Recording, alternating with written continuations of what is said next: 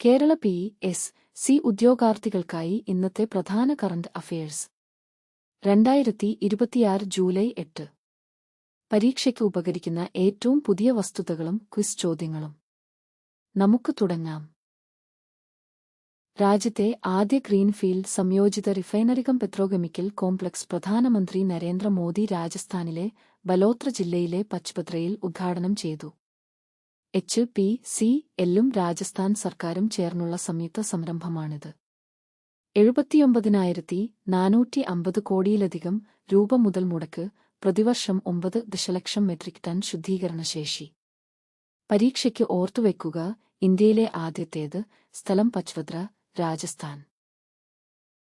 പ്രതിരോധ സേനകളുടെ ആധുനികവൽക്കരണത്തിനായി 52,000 കോടി രൂപയുടെ വാങ്ങൽ നിർദ്ദേശങ്ങൾക്ക് പ്രതിരോധമന്ത്രി രാജ്നാഥ് സിംഗ് അധ്യക്ഷനായ ഡിഫൻസ് അക്വിസിഷൻ കൗൺസിൽ അംഗീകാരം നൽകി.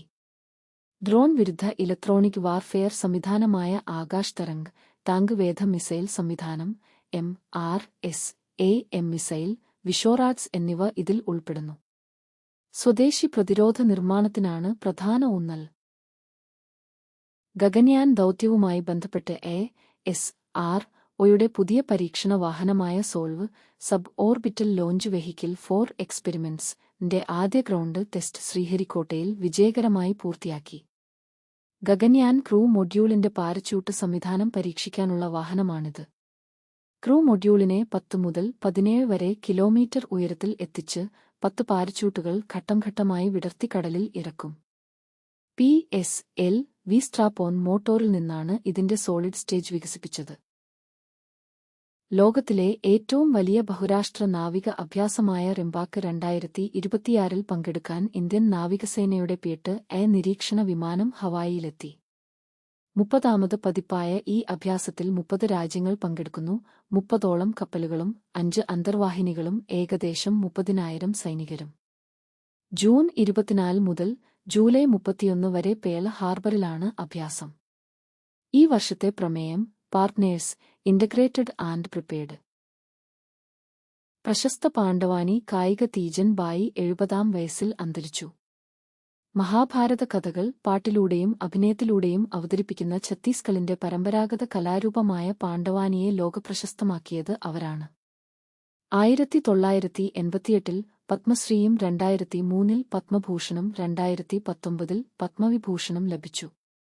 പരീക്ഷയ്ക്ക് ഓർത്തുവെക്കുക: തീജൻ ബായി, പാണ്ഡവാനി, ഛത്തീസ്ഗഡ്. വനിതാ T20 ലോകകപ്പിൽ ഓസ്ട്രേലിയ വീണ്ടും ചാമ്പ്യന്മാർ. ലോർഡ്സിൽ നടന്ന ഫൈനലിൽ ഇംഗ്ലണ്ടിനെ 7 വിക്കറ്റിന് തോൽപ്പിച്ച് റെക്കോർഡ് 7ാം കിരീടം നേടി.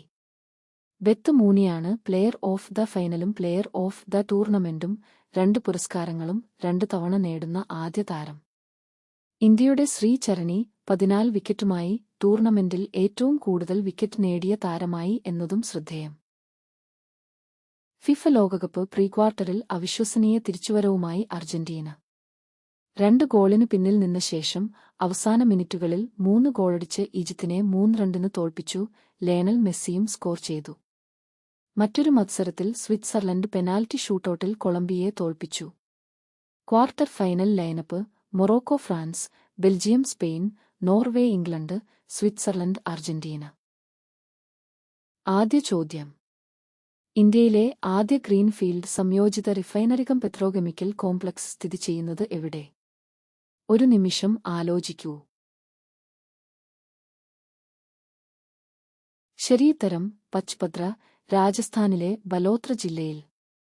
HPCL-ഉം രാജസ്ഥാൻ സർക്കാരും ചേർന്നുള്ള സംരംഭം. രണ്ടാമത്തെ ചോദ്യം: ASROയുടെ പുതിയ സോൾവ് വാഹനം എന്ത് പരീക്ഷിക്കാനാണ് വികസിപ്പിക്കുന്നത്? ചിന്തിക്കൂ. ശരിയുത്തരം ഗഗൻയാൻ ക്രൂ മൊഡ്യൂളിന്റെ പാരച്യൂട്ട് സംവിധാനം. സോൾവ് എന്നാൽ sub orbital launch vehicle for experiments. മൂന്നാമത്തെ ചോദ്യം: 2026-ലെ വനിതാ T20 ലോകകപ്പ് ചാമ്പ്യന്മാർ ആരാണ്? ഓർത്തുനോക്കൂ. ശരിയുത്തരം ഓസ്ട്രേലിയ. ലോർഡ്സിൽ ഇംഗ്ലണ്ടിനെ തോൽപ്പിച്ച് റെക്കോർഡ് 7ാം കിരീടം. ഇന്നത്തെ ക്വിസിന്റെ ഉത്തരങ്ങൾ ഒറ്റനോട്ടത്തിൽ. 1. പച്പദ്ര, രാജസ്ഥാൻ. 2. ഗഗൻയാൻ പാരച്യൂട്ട് സംവിധാനം പരീക്ഷിക്കാനുള്ള സോൾവ്. 3. ഓസ്ട്രേലിയ 7ാം കിരീടം. ഈ വസ്തുതകൾ ഒന്നുകൂടി ഓർത്തുവെക്കൂ. ഇന്നത്തെ അപ്ഡേറ്റ് ഇവിടെ അവസാനിക്കുന്നു.